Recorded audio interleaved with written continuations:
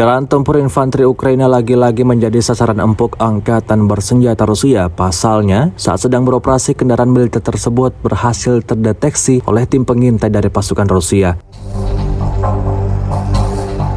Rekamannya ramai beredar di media sosial Telegram pada Rabu 22 Februari 2023. Tidak tanggung-tanggung di area pemukiman militer Rusia menghancurkan kendaraan tempur infanteri angkatan bersenjata Ukraina dengan bantuan ATGM.